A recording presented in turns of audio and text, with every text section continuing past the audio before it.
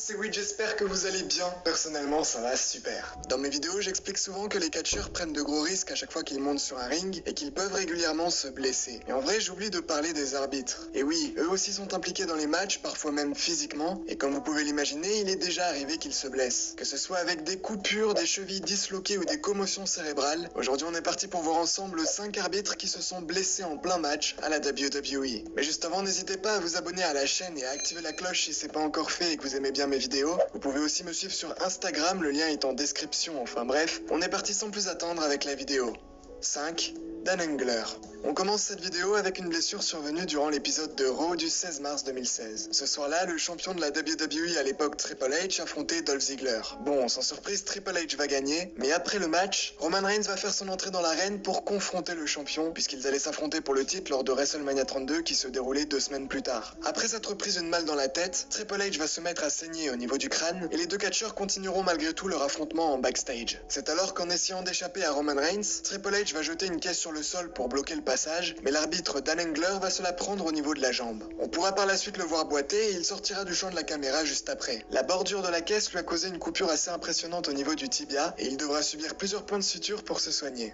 4. Jim Corderas. Le 27 mars 1988 avait lieu WrestleMania 4 devant plus de 19 000 personnes. Il y avait un match qui voyait Brutus Beefcake affronter le champion intercontinental The Honky Tonk Man accompagné de Jimmy Hart. La ceinture était évidemment en jeu. Vers le milieu du match, Brutus va faire une prise de soumission sur son adversaire qui va commencer à perdre connaissance. Pour éviter que Brutus ne gagne, le manager du Honky Tonk Man Jimmy Hart va monter sur l'arête du ring afin de distraire Jim Corderas qui était l'arbitre du match. Après quelques secondes, il va même lui donner un coup de mégaphone à l'arrière de la tête histoire qu'il ne puisse plus mettre fin au match. L'arbitre va donc s'écrouler au sol. Mais en réalité, Jimmy Hart a vraiment donné un coup un peu trop violent avec son mégaphone, ce qui va réellement mettre Jim Corderas, l'arbitre, KO sur le ring. Par la suite, on pourra voir d'autres arbitres lui venir en aide et il sera même évacué de l'arène. Il pourra évidemment revenir très rapidement sur les rings. 3. Tom Castor.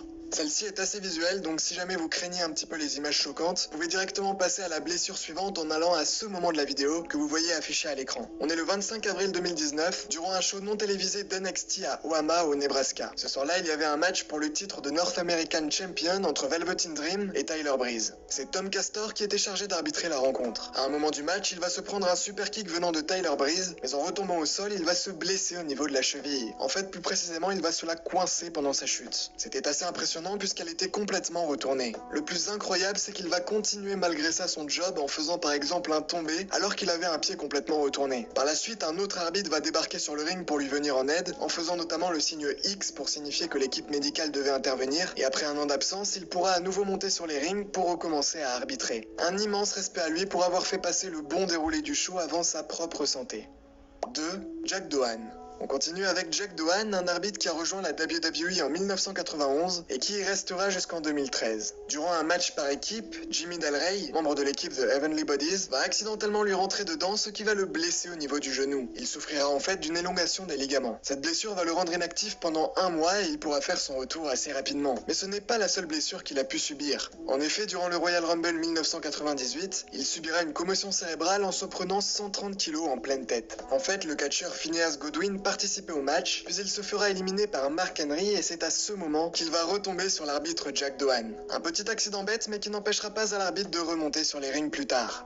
1. Tim White. Avant d'être arbitre, il a été l'assistant d'André the Giant dans les années 80 et c'est par la suite qu'il enchaînera avec un rôle d'arbitre dans la compagnie. Durant le pay-per-view Judgment Day le 19 mai 2002, Triple H affrontait Chris Jericho dans un Hell in a Cell. À un moment du match, Chris Jericho se fait renvoyer dans les cordes où se trouvait l'arbitre qui sera alors propulsé contre la cage. Il va mal se réceptionner durant sa chute et se blessera alors au niveau de l'épaule. 2 ans plus tard, il fera son retour en tant qu'arbitre durant le match de Christian et Chris Jericho à WrestleMania 20 en 2004. Malheureusement, en faisant le tombé final du match, il va taper trop fort sur le ring pour faire le compte, ce qui va à nouveau le blesser au niveau de l'épaule, le soir même de son retour. Cette nouvelle blessure va le forcer à arrêter sa carrière en tant qu'arbitre. Malgré tout, il continue encore aujourd'hui à apparaître aux alentours de la WWE, notamment en faisant office d'agent de sécurité lors des séances de dédicace des catcheurs.